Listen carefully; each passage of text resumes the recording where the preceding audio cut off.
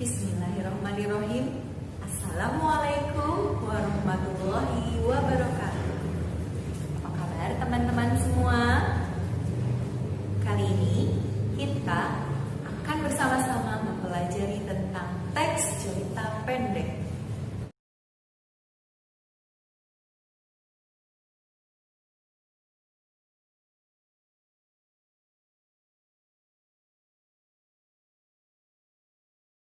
Tahukah teman-teman apa kepanjangan dari cerpen?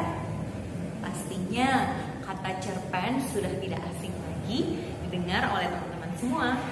Cerpen adalah kepanjangan dari cerita pendek. Definisi dari cerpen adalah sebuah karya sastra yang memaparkan tentang kisah atau kehidupan manusia yang dituangkan melalui tulisan. Ciri-ciri cerpen adalah yang pertama, cerpen bentuk tulisannya lebih singkat, padat, dan lebih pendek dari novel. Yang kedua, bersifat fiktif dan hayalan. Yang ketiga, berdasarkan kehidupan sehari-hari atau pengalaman pribadi, baik pengalaman diri sendiri maupun orang lain. Yang keempat, menggunakan alur tunggal. Dan yang terakhir, penokohannya sangat sederhana. Nah, selanjutnya kita akan membahas tentang unsur pembangun cerpen. Terdapat dua unsur pembangun cerpen. Yang pertama, unsur intrinsik. Yang kedua, unsur ekstrinsik.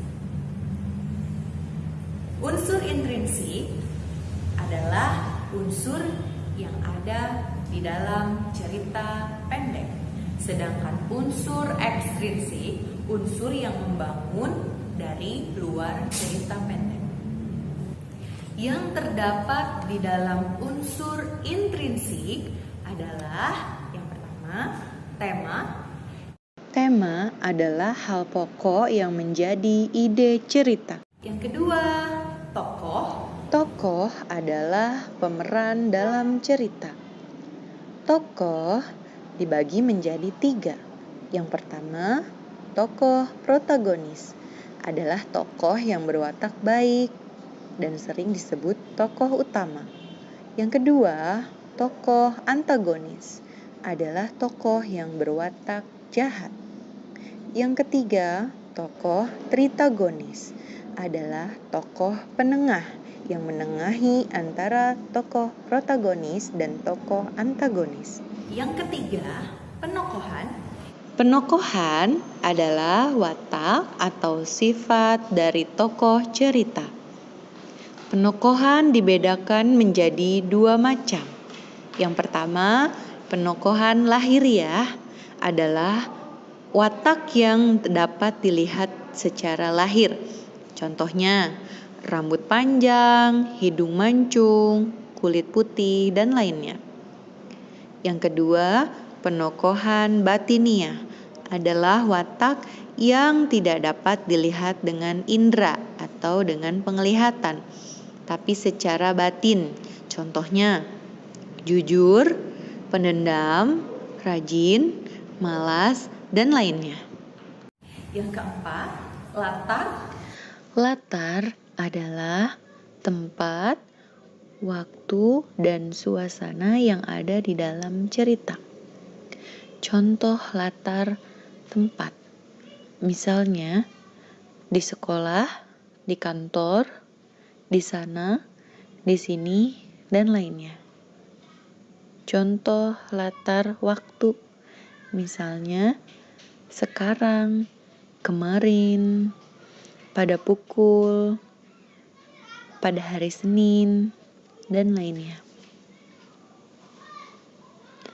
Contoh latar suasana, gembira, sedih, terharu, sepi, ramai, menyeramkan, dan lainnya. Yang kelima, alur. Alur atau plot adalah rangkaian kronologi peristiwa. Alur dibedakan menjadi 3. Yang pertama, alur maju.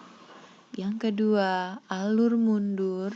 Dan yang ketiga, alur campuran. Alur maju adalah cerpen dengan peristiwa yang dimulai dari awal hingga akhir. Alur mundur adalah cerpen dengan peristiwa yang dimulai dari akhir cerita ke awal cerita. Alur mundur disebut juga dengan istilah kilas balik. Alur campuran adalah alur cerpen yang merupakan gabungan antara alur maju dan alur mundur. 6. Sudut pandang. Sudut pandang atau point of view adalah cara pengarang atau penulis menempatkan tokoh dalam cerita. Biasanya menggunakan sudut pandang orang pertama dan orang ketiga. 7. Gaya bahasa. Gaya bahasa adalah bahasa yang digunakan si penulis dalam menyampaikan isi cerita pendek. Dan yang terakhir, amanat. Amanat merupakan pesan moral yang disampaikan oleh si penulis kepada pembaca melalui cerpen. Bagaimana teman-teman? Sudah cukup jelas? Baiklah, kita akhiri pembelajaran pada kesempatan kali ini dengan mengucapkan hamdalah, alhamdulillahirabbil alamin. Wassalamualaikum warahmatullahi wabarakatuh.